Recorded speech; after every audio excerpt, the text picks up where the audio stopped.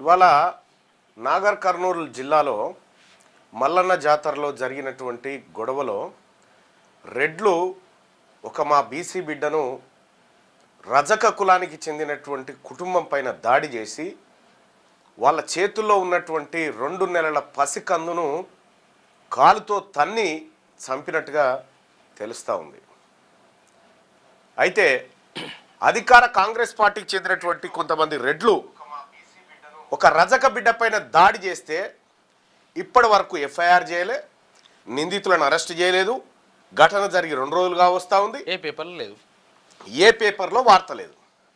అందుకోసమే దీని సంగతి ఏందో తేల్చుకుందామనేటువంటి ఉద్దేశంతో ఇవాళ నేను నాగర్ కర్నూలుకు మరి కాసేపట్లో బయలుదేరుతా ఉన్నా.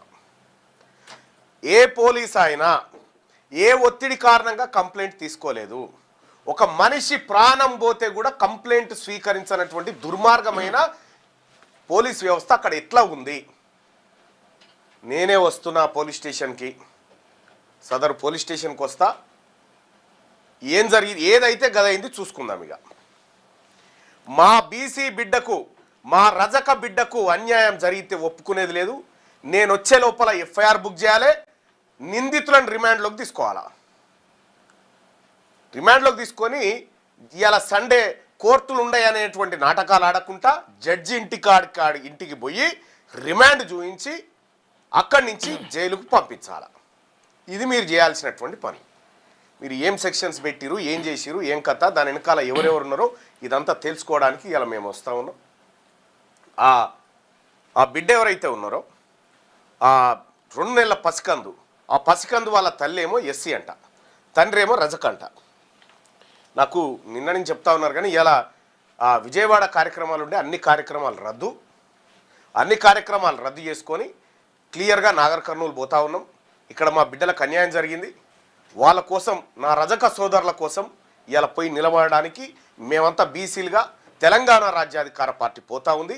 ఇలా తాడో పేడో తేల్చుకునే మా బీసీల మీద ఈగ వాలినా ఒప్పుకోవడానికి సిద్ధంగా లేదు.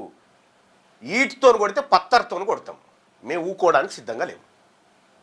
వెనకటి కాలమా, ఇంకా దేవుని గుడిలో దేవుని మొక్తానికి వస్తే బీసీలు రాకూడదంటరా, రజకులు రాకూడదంటరా దేవుని గుడికి.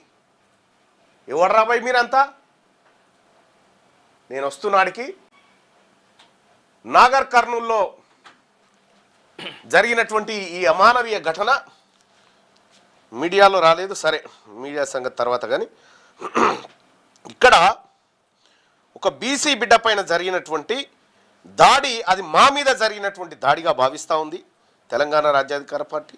ఇక్కడ దీనికి సంబంధించినటువంటిది కుమ్మెర జాతరలో కులోన్మాద దాడిలో 2 నెలల చిన్నారి మరణించిన విషయం తెలుసుకొని అక్కడికి వస్తూ ఉన్నాం.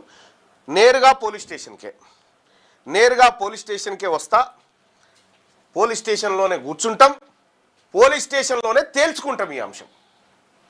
ఈ అంశంలో నిర్లక్ష్యం వహించిన సిఐ రెడ్డి, కొట్టి చంపినోడు రెడ్డి, ఎమ్మెల్యే రెడ్డి ఇంత ఉన్నారు కదా, నా బిడ్డలకు నేను వస్తున్నా, చూసుకుందాం ఇంకా మీరా మేమా అనేది.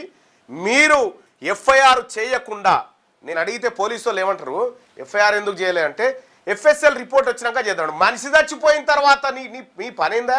ఫస్ట్ ఇన్ఫర్మేషన్ రిపోర్ట్ నువ్వు ఫ్రేమ్ చేయాలి. నువ్వు ఫ్రేమ్ చేయకుండా డ్రామాలాడి రెడ్లను రక్షించడానికా? ఎట్టి పరిస్థితుల్లో వదిలిపెట్టే ప్రసక్తే లేదు. నాగర్ కర్నూలు బయలుదేరుతున్నా నేను. ఇది కొద్దిసేపట్లో నేను బయలుదేరుతా ఉన్నా. తాడో పేడో తేల్చుకోవడానికి సిద్ధంగా ఉన్నా.